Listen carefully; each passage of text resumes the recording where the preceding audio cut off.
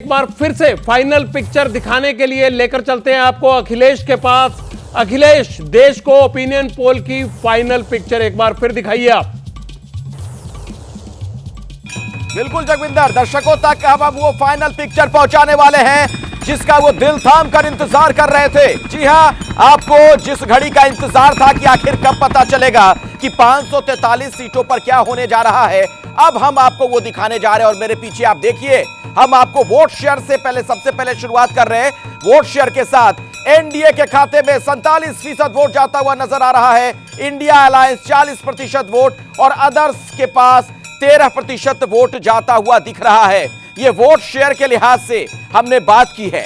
अब जब हम इसे सीट में कन्वर्ट करेंगे तब यह आंकड़ा क्या कहेगा, वो अब हम आपको बताने जा रहे हैं। यह जानना भी देखना भी आपके लिए बहुत दिलचस्प होगा, क्योंकि आप इंतजार कर रहे थे कि 2024 का जो फाइनल मुकाबला होगा उसकी तस्वीर क्या सामने आने वाली है। तो अब हम वो आपको बताने जा रहे हैं। और ये देखिए, एनडीए 373 सीटों पर आगे, जबकि इंडिया अलायंस 155 सीटों पर।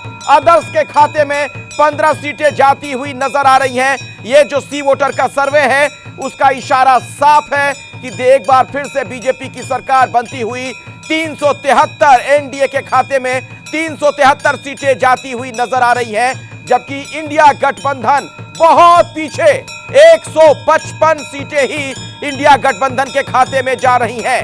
अदर्स की तो बात करें अगर, तो सिर्फ 15 सीटों पर उनके उम्मीदवार जीतते हुए नजर आ रहे हैं। यानी 543 सीटों का वो फाइनल ओपिनियन पोल, इसका फाइनल आंकड़ा अब आपके सामने है। तस्वीर क्लियर है। एनडीए 373, जी हां, एनडीए 373, इंडिया गठबंधन 155, अदर्स के खाते में 15 सीटें जा रही हैं। तो जगविंदर, तस्वीर अब आपके सामने है। 373 एनडीए की सरकार बनती हुई दिख रही है इस सर्वे के मुताबिक। अखिलेश, बहुत बहुत शुक्रिया, आपने बिल्कुल विस्तार से बता दिया पूरे देश में क्या है रुझान। ओपिनियन पोल के साथ साथ हम आपको वीआईपी सीटों का हाल भी लगातार बता रहे हैं। उत्तर प्रदेश में कुछ वीआईपी सीट का और हाल देख लीजिए आप। इसमें वो सीटें शामिल हैं जिनके नतीजे बहुत ऑब्वियस समझे जा रहे हैं, इन पर जरा गौर कीजिएगा। मुजफ्फरनगर में बीजेपी के संजीव बालियान समाजवादी पार्टी के हरेन सिंह मलिक से आगे चल रहे हैं, लेकिन अभी तक हार जीत का अंतर केवल 1% का है। मथुरा में बीजेपी की हेमा मालिनी कांग्रेस के मुकेश धनगढ़ से आगे चल रही है। मेरठ में छोटे पर्दे के राम और बीजेपी के प्रत्याशी अरुण गोविल समाजवादी पार्टी की सुनीता वर्मा से आगे चल रहे हैं। ये जो भी रुझानों में निकल कर आया है वो सब वीआईपी सीट का आलम आपको बता रहे हैं। मैनपुरी में समाजवादी पार्टी की डिंपल यादव के खिलाफ बीजेपी के जयवीर सिंह हैं। जीत का रुझान डिंपल यादव की ओर है। खीरी में गृह राज्य मंत्री अजय मिश्रा टैनी हैं, इनके खिलाफ समाजवादी पार्टी के उत्कर्ष वर्मा हैं। रुझान अजय मिश्रा टैनी की ओर है। आजमगढ़ से बीजेपी के दिनेश लाल यादव निरहुआ और समाजवादी पार्टी के धर्मेंद्र यादव के बीच मुकाबला है। रुझान मुलायम सिंह के भतीजे धर्मेंद्र यादव की ओर है।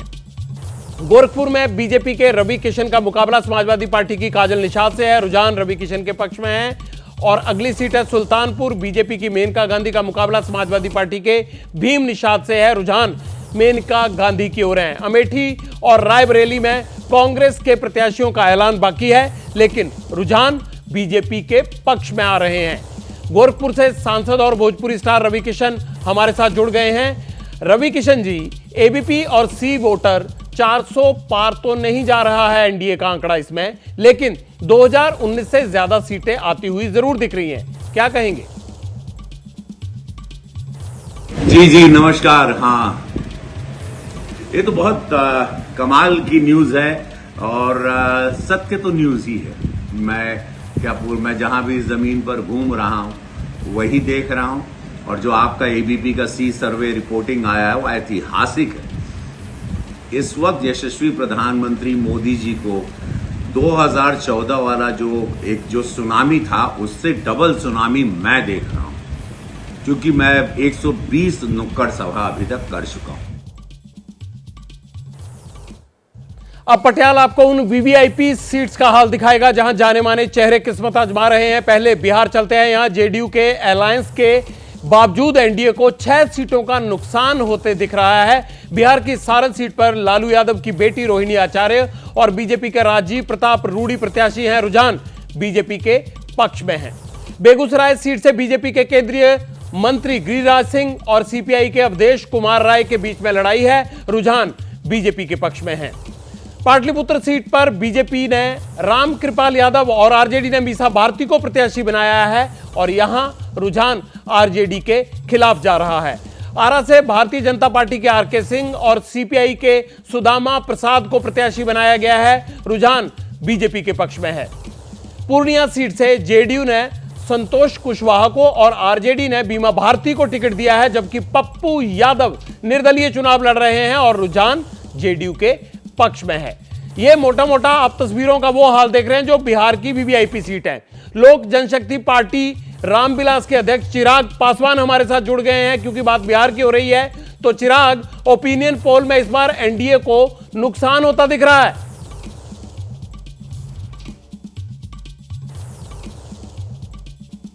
नहीं, हकीकत है ना 2014 ना 2019 हम लोगों ने कोई भी चुनाव ओपिनियन पोल के भरोसे या सर्वेस के भरोसे नहीं, सिर्फ अपनी मेहनत, अपने विश्वास के भरोसे हम लोगों ने ये चुनाव लड़े। मैं आज जो आपका सी वोटर्स का जो आपका सर्वे ओपिनियन पोल जो आप लोगों का आया है, मैं उसका भी मैं सम्मान करता हूँ, बट हकीकत है मैं ज़मीन पर हूँ। मैं जानता हूँ कि कौन सही मायनों में कौन सा दल, कौन सा गठबंधन बेहतर प्रदर्शन कर रहा है। जो भी लोग बिहार में घूमे हैं या धरातल पर हैं, वो इस बात को अच्छी तरीके से जानते हैं कि हम लोग की ताकत पिछली बार से ज्यादा बढ़ी है। 2019 में जहां मात्र 3 दल थे हम लोग एक साथ, जहां भारतीय जनता पार्टी थी, जनता दल यूनाइटेड थी और लोक जनशक्ति पार्टी थी, आज हम लोग 5 दल एक साथ हैं। हमारे साथ 2 और मजबूत दल जुड़े हैं। आदरणीय जीतन राम मांझी जी की पार्टी हमारे साथ जुड़ी है, आदरणीय उपेंद्र कुशवाहा जी की पार्टी हम लोग के साथ जुड़ी है। तो आज जब हमारी गठबंधन की ताकत बढ़ी है, तो मैं मानता हूं कि ये परिणाम में भी दिखेगा। मैं मानता हूं कि पिछली बार जो एक सीट की चूक हुई थी, किशनगंज वाली सीट, उसको भी हम लोग जीतेंगे।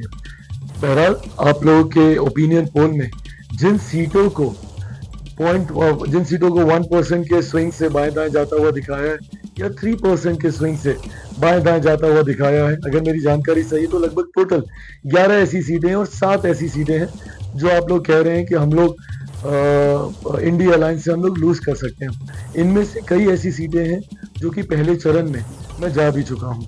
औरंगाबाद की बात हो, नवादा की बात हो, ये तमाम ऐसी सीटें, गया उनमें से एक है, जमुई में मैं हूँ ही, ये तमाम ऐसी सीटें हैं जहाँ पे मैं खुद व्यक्तिगत तौर पर मैं गया हूँ, ना सिर्फ नामांकन के दौरान, ना सिर्फ प्रधानमंत्री जी की सभाओं में, बल्कि उसके अलावा भी हम लोगों ने वहाँ पे कार्यक्रम हम लोगों ने किए हैं। और ये जमीन की रिपोर्ट मेरे विश्वास को बढ़ाती है कि इन तमाम सीटों को हम लोग बहुत अच्छे मार्जिन से हम जीतेंगे। Rather I would want to say this on record, मैं मानता हूँ कि इस बार हर सीट पे हम लोग का मार्जिन पिछली बार के मार्जिन से ज्यादा बढ़ेगा। बिहार में इस बार सन ऑफ मल्लाह यानी वीआईपी पार्टी के अध्यक्ष मुकेश सहनी महागठबंधन के साथ हैं। मुकेश सहनी जी, एबीपी वोटर ओपिनियन पोल के मुताबिक बिहार में एनडीए को पिछली बार के मुकाबले नुकसान हो रहा है, लेकिन आपके गठबंधन को इसका बहुत फायदा होता दिख नहीं रहा है, क्यों?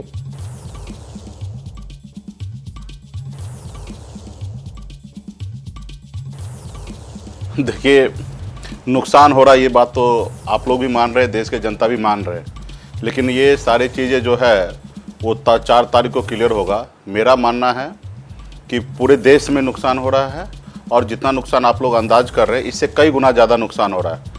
अभी बिहार में मैं घूम रहा हूँ, कई दर्जन रैली मैंने कर लिया है तेजस्वी प्रसाद यादव जी के साथ, और मैं जनता के बीच में जा रहा हूँ। तो देश में खास करके युवा के बीच में सबसे बड़ा जो मुद्दा है वो है रोजगार का।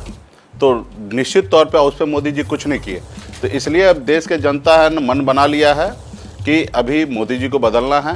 रहा कि 6-7 नुकसान नहीं, यहाँ बिहार में हमें लग रहा है कि 2 अंक में भी मोदी जी का सीट नहीं पहुँचने वाला है। तो अभी बीच में और देखिएगा जनता का क्या है, लेकिन मुझे लग रहा है कि बिहार में मैक्सिमम सीट हम लोग जीतेंगे। और सिर्फ बिहार ही नहीं, पूरे देश में इंडिया गठबंधन जो है मजबूती से काम कर रही है और देश के जनता है ना मन बना लिया है कि मोदी जी को हटाएंगे। बिहार के बाद बात कर लेते हैं पश्चिम बंगाल की। बहरामपुर सीट से कांग्रेस के अधीर रंजन चौधरी चुनाव लड़ रहे हैं। इनके खिलाफ टीएमसी ने क्रिकेटर यूसुफ पठान और बीजेपी ने निर्मल कुमार साहा को प्रत्याशी बनाया है। यहां रुझान कांग्रेस के पक्ष में आ रहा है। कृष्णानगर सीट से टीएमसी की महुआ मोइत्रा प्रत्याशी हैं। मुकाबले में बीजेपी के अमृता रॉय और कांग्रेस अलायंस के एसएम सदी हैं। रुझान टीएमसी के पक्ष में आ रहा है। डायमंड हार्बर सीट से ममता के भतीजे टीएमसी के अभिषेक बनर्जी मैदान में हैं। इनके खिलाफ कांग्रेस अलायंस के प्रतीक उर रहमान को प्रत्याशी बनाया है और यहां रुझान टीएमसी के पक्ष में आ रहा है, यानी ममता बनर्जी की पार्टी के पक्ष में। बर्धमान दुर्गापुर सीट से टीएमसी के क्रिकेटर कीर्ति आजाद और बीजेपी के दिलीप घोष के बीच में मुकाबला है। कांग्रेस अलायंस ने सुकृति घोषाल को प्रत्याशी बनाया है। यहां रुझान बीजेपी के पक्ष में आ रहा है। आसनसोल सीट से उसकी बात कर ले तो यहां टीएमसी ने शत्रुघ्न सिन्हा, बीजेपी ने एस आहलूवालिया को और कांग्रेस अलायंस ने जहांआरा खान को प्रत्याशी बनाया है। यहां रुझान टीएमसी के पक्ष में आ रहा है। और ये है इनकी बहू, पूरे दिन ऑफिस की टेंशन हो जाए गॉन जब ये करें अपना फेवरेट शो फ्री टाइम पे ऑन। इनकी तरह आप भी देखें अपना फेवरेट शो अपने टाइम पर और डाउनलोड कीजिए एबीपी लाइव ऐप अपने स्मार्ट टीवी पर।